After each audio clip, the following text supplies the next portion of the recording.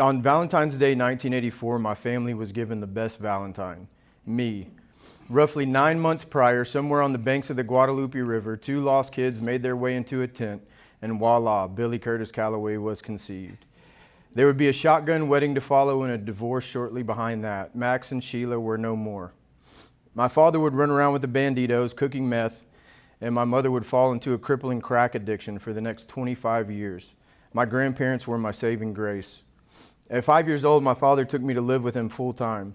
I was alone a lot. My father worked in the oil field and would often shut the bar down. He would come home and be mad because I had every light in the house on. I was scared and I was alone. We moved a lot, and I figured out that I can blend in with any crowd I wanted. My father's rule was that he didn't care about my conduct if I got good grades. This gave me the freedom to be the class clown with little consequences. I figured out I could make people laugh, and if they were smiling, then they liked me. I learned at a young age that I could just coast along with little effort and maintain the status of average. Not bad, not great, unseen in the middle. In 7th grade, my athletic prowess had landed me the spot of captain of the B team, and today was the big pep rally. I woke up and put on my purple jersey with the letter C on it and prepared for that day. It was going to be a good one. Between classes, I was standing in the hallway with Brandon, captain of the A team, Brittany, head cheerleader, and a few other students. They were talking about the competition between me and Brandon coming up that afternoon. Brandon didn't stand a chance. As we were talking, I noticed a group of students walking down the hallway toward us. I caught eyes with Amanda. I felt sorry for her. She had terrible teeth and would often get made fun of by the popular girls. When we caught eyes, I felt like everyone stopped talking. It was in that moment Amanda said, "What are you looking at, Bucky?" Laughter followed. They were laughing at me. Brittany was laughing at me. Even Brandon laughed. I was reduced to nothing in an instant. You see, I always knew I belonged over in Amanda's group, but I thought I had everyone else fooled. The jig was up. They saw me. School was no longer a safe place. I don't belong anywhere.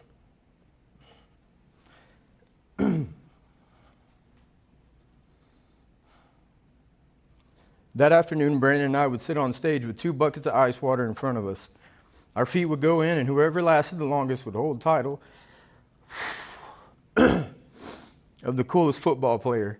We were on stage with the entire school in front of us. As our feet went in, cheers and laughter erupted. I sat there trying to hide my teeth. I didn't care who won anymore. I would be Bucky either way. When I saw a smile in the crowd, I knew they were laughing at me, so I quit. I let Brandon win. I recoiled from life. I do not belong. I quit anything that required effort. My life would pause for the next 25 years. Curtis no longer existed. I became king of the mediocre. Within 2 years of that day, I was kicked out of school and placed into an alternative high school. I would run away from home and occasionally be brought in by the police as a runaway. I was drinking and drugging every day. I was 14. When you don't belong anywhere, all of your relationships become transactional. I graduated from a fake high school to keep my grandparents happy. I would go to my mother's house and give them drugs so I could throw parties at their house. People were not real to me. They were just obstacles to get what I wanted. I didn't belong anywhere, and I was going to prove it. There were moments, times when I tried to be better. I wanted to be someone worth loving, worth wanting. Anytime I would make a little progress, I'd get arrested and have to start all over again. I would be on probation, parole, or behind bars for 19 of the next 20 years. The only time I felt relief was when the handcuffs went on. I was done having to pretend. I was done having to try. Jail meant rest.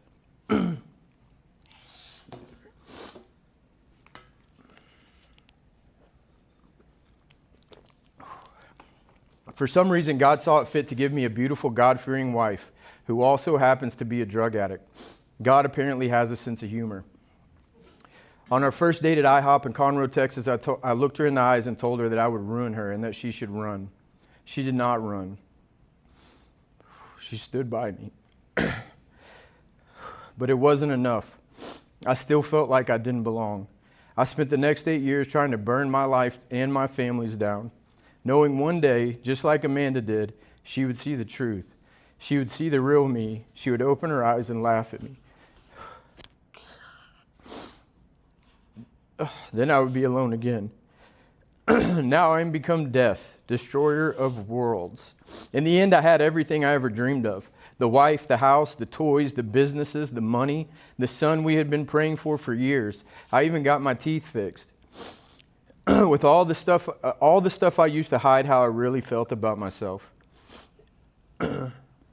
With everything, I still felt like nothing. I reached back to my old solution and went on a 9-month bender that ended where they usually end, in handcuffs. I was 36 years old and I was out of chances. This time when the handcuffs went on me, I knew I was going away for a long time and my son wouldn't have a father. I bonded out within 24 hours and the first question I asked Nikki when I got in the truck was, "What drugs do you have on you?" I needed to get high.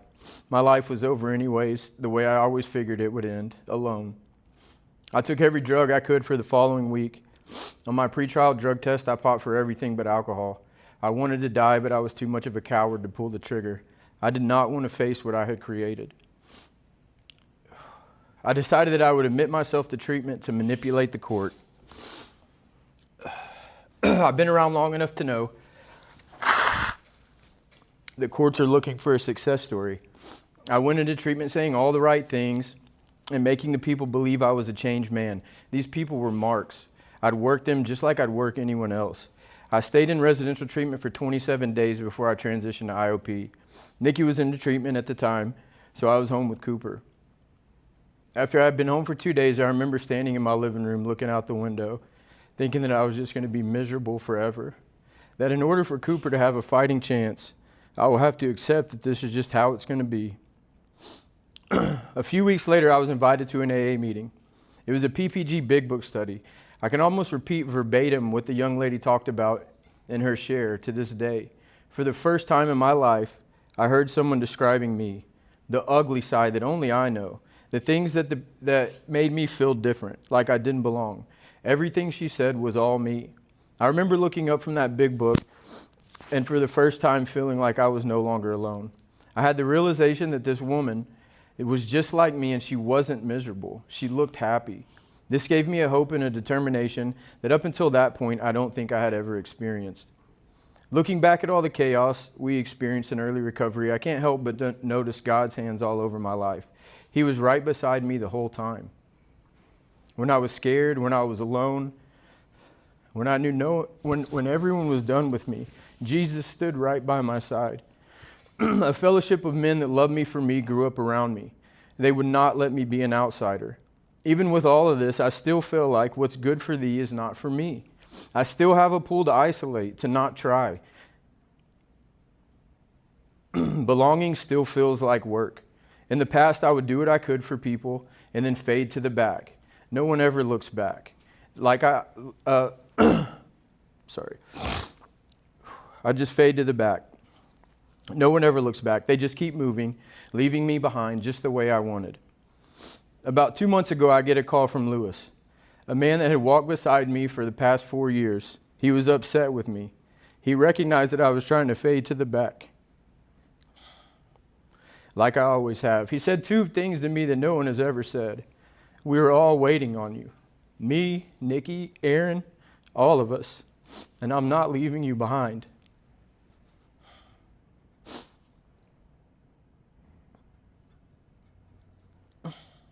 In an instant, I had the realization that after 4 years of recovery, counseling, therapy, discipleship, leading others to recovery, I was just that kid standing in the hallway with that purple jersey on. I realized I wasn't falling to the back of anything. I was quitting on everything and everybody, the same way I started quitting 30 years ago. So I ran. Literally. I went to the gym and got on the treadmill. I always hated running, mostly because it sucks. But today I was going to see if I could run a mile. I did, and I was gassed. I turned the machine down to a walk for a cool down. As I was doing this, I had the realization that I had never tried to run more than a mile. I had never really pushed myself. So I cranked that bitch back up and kept running. It was ugly. Sweat was flying everywhere, and I began to cry at mile 2. I was crying because I'd never given myself a chance. I quit on that kid. I kept running and crying. The realization that I've sold myself short for 40 years came over me.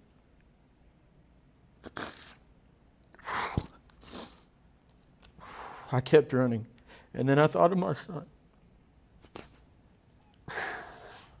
I knew right then and there, oh, snot, dude.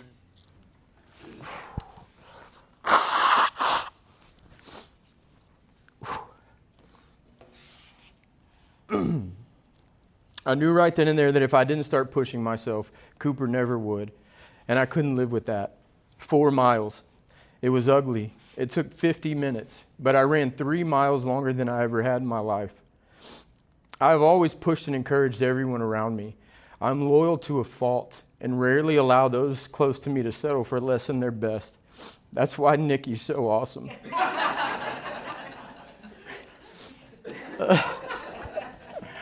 I, however, have always held myself to a different standard. Back to the conversation I had with Lewis. I remember telling him how much I wanted him to succeed and Nikki and Aaron to change the world, and I'd be happy just knowing them. And he pushed back, and I felt it. Everyone deserves to feel like they are loved and supported, to feel like they belong. No one should ever have to feel what it's like to be alone. In order for me to feel that belonging, I needed to be pushed and encouraged. I needed to know someone was waiting on me. Through discipleship, I have learned that I am no longer an outsider, but share citizenship with the saints because I am one of God's own people, consecrated and set apart for himself. God did not give me a spirit of fear, but a spirit of power, of love, and of self-discipline. I understand today that I have always belonged. That kid with bad teeth that loved sports and school was chosen and set apart long before Amanda came down that hallway. In the past, I would do anything to avoid responsibility or accountability. I'd find my place in the back and just let life happen. Today, I understand that my place isn't in the back or the middle. My place is in the front, leading and taking hits as they come, being responsible for not only me, but those around me. God is working with me to help raise up a lineage of giant slayers and history makers. This is what I have been running away from. I'm a world changer, and I know whatever happens, the people in my reach will not be left behind. Today, I'm all in.